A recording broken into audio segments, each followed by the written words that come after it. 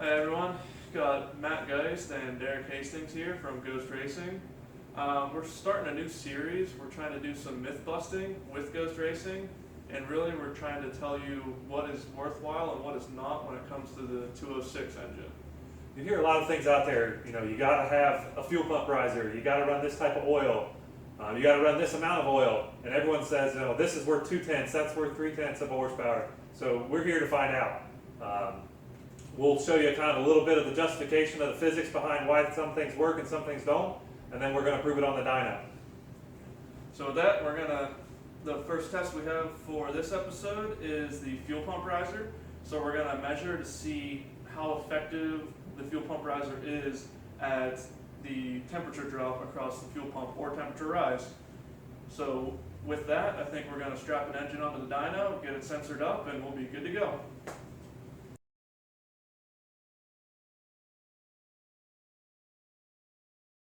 We'd like to really thank Whiteland Raceway Park for letting us use their facility. They have done an amazing job out here. Everyone, all the employees, all the owners, everyone, and can't thank them enough for letting us use their facility to do this testing today to keep us out of the cold. Thanks.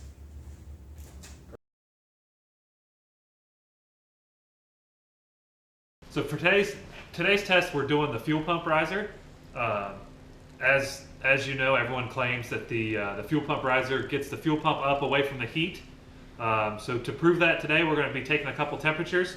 We're going to do a fuel in temperature, so we're going to do a tank temperature. We're going to do a temperature at the inlet of the pump, the outlet of the pump, and then we're going to get a temperature underneath the pump, so between the pump and the base rail. To do that, we're using basic Omega thermocouple reader. We're using K-type thermocouples. Should give us accuracy to within a degree, so we'll really be able to tell how much gain we're getting.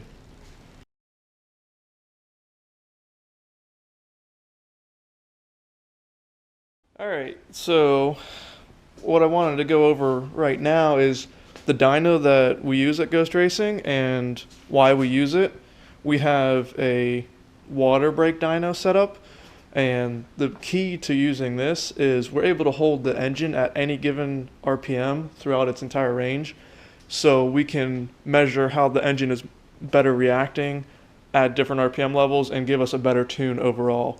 So we have software that'll allow us to see the horsepower torque range throughout the curve, and then how different things are reacting for it. So I just wanted to give everyone a quick overview as to what we use. This is basically a custom-made stand by myself, and it just allows us to quickly change out the engine and run them on the dyno. And it's also mobile capable, so we're able to transport this wherever we need to. All right, we're all set up, ready to go. We got the thermocouples installed. Again, we got one in the tank, one on the inlet of the fuel pump, one on the outlet of the fuel pump, and then we have one underneath the fuel pump for a base plate temperature. So we got the dyno hooked up, got the software ready. We're getting ready to rock and roll.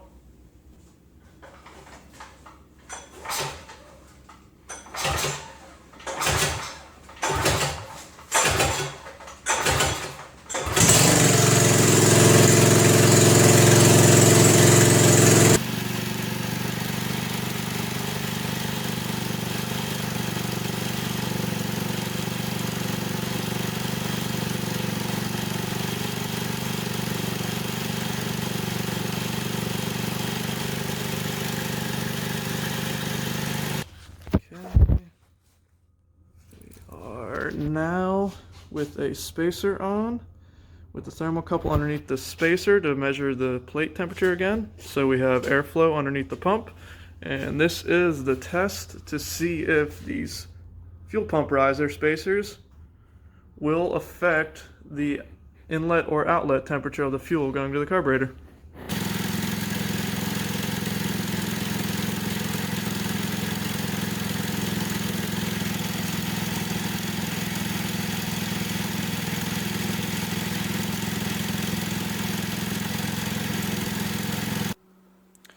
Okay, so we finished taking our tests and just go over a quick summary of the data that we gathered. So we started with our no riser.